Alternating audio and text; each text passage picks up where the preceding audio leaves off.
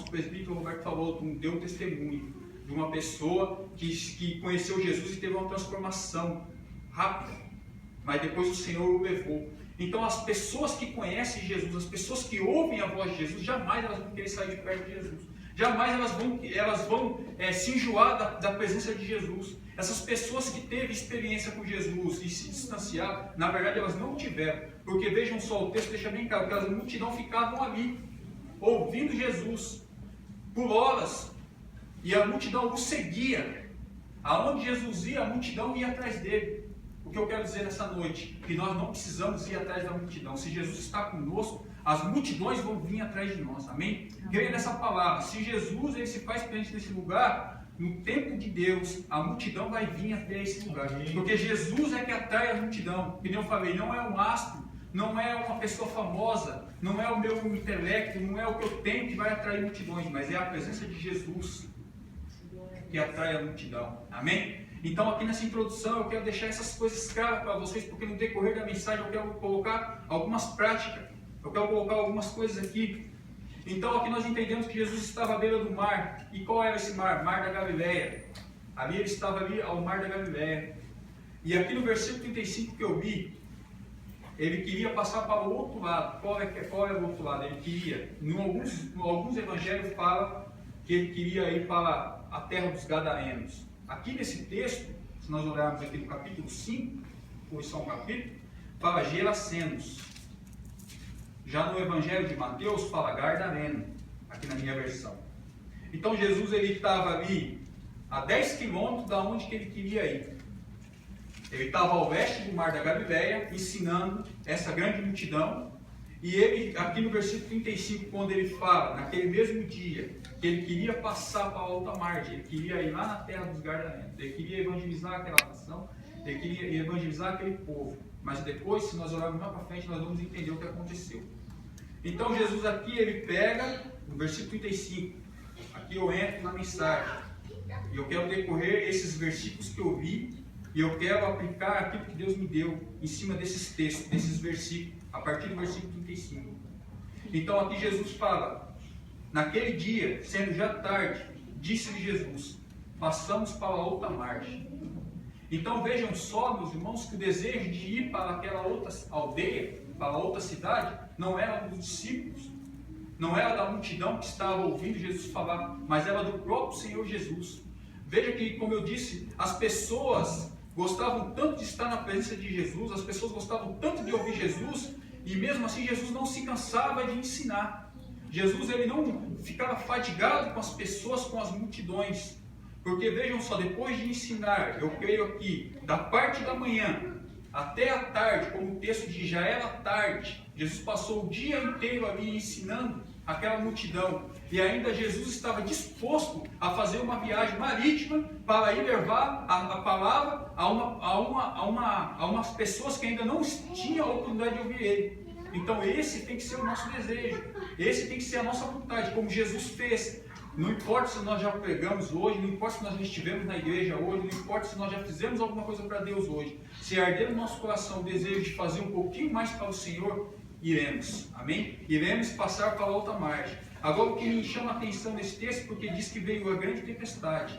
E eu quero pregar sobre nada ao tema. Jesus acalma a tempestade. Amém? Tema: Jesus acalma a tempestade. Vejam só que foi Jesus que disse para os discípulos, passemos para a outra margem. Só que o que eu entendo no versículo 36, que os discípulos se disponibilizaram a fazer aquilo. Vejam só que o versículo 36 começa, e eles despedindo a multidão. Olha só, Jesus falou, passemos para a outra margem. Só que aí os discípulos já falaram assim, já pensaram assim, vamos passar, vamos despedir essa multidão, como foi na multiplicação dos pães. Senhor, despede essa multidão, Senhor. Estamos muito tempo aqui já, e o lugar é deserto, eles vão morrer pelo caminho. Senhor, despede essa multidão, despede, vamos ficar só nós. Vejam que muitas das vezes os discípulos de Jesus são egoístas. Eles só querem Jesus para eles. Jesus está falando, vamos passar para a outra margem. Mas Jesus não mandou despedir a multidão. Algum lugar do texto você vê aqui Jesus falando, despede a multidão e vamos passar para a outra margem? Não, os discípulos equivocados entenderam de forma errada o que Jesus estava aplicando. E em nossas vidas, quantas vezes é assim? Deus quer falar alguma coisa para nós e nós entendemos outra coisa. Deus está falando para nós fazer uma coisa e nós estamos fazendo outra coisa. Por isso que veio a tempestade. Por isso que veio a tribulação nesse barco. Porque os discípulos, eles não estavam ortogados, eles não estavam comissionados por Jesus para despedir a multidão. Eu não sei o que Jesus ia fazer com aquela multidão. Se Jesus ia arrumar barco para todos eles. Eu não sei. Mas Jesus, em forma alguma, Jesus mandou despedir a multidão. Porque Jesus ama a multidão. Principalmente daqueles que ainda não conhecem Ele. Principalmente daqueles que dão ouvido à sua voz. Jesus jamais vai despedir a multidão. Jesus jamais vai despedir as pessoas da sua presença. Meu irmão e minha irmã, entenda nessa noite. Você é amado por Deus. Deus jamais vai te despedir. Deus jamais vai te mandar embora. Aleluia! Creia nessa palavra. Deus jamais vai falar assim, se retire daqui.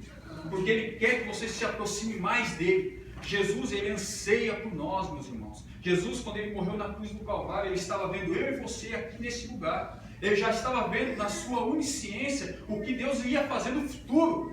Por isso que Ele estava feliz morrendo ali naquela cruz. Porque a cruz era um lugar de maldição. Jesus não merecia passar por aquele escárnio. Jesus não merecia passar por todo aquele sofrimento. Mas por causa de mim e de você, Jesus, Ele suportou. Jesus, Ele foi obediente até a morte de cruz, diz a palavra do Senhor. Então aqui eu entendo que Jesus jamais dispensa as multidões. Amém? Jesus jamais dispensa alguém. Jesus, Ele quer as pessoas perto dEle. Então aqui os discípulos entenderam errado. Quando eu creio que os discípulos já estavam fadigados de ouvir Jesus falar durante os dias inteiros, e eles ali parados ouvindo. E aí quando Jesus diz, passamos a outra margem, eles, ainda bem que Jesus tomou uma decisão de mudar de lugar. Vamos para outra.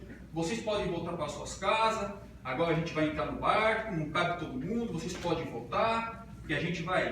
E aí eles pegaram Jesus aqui, o texto deixa bem claro, olha só. E levavam assim como estava.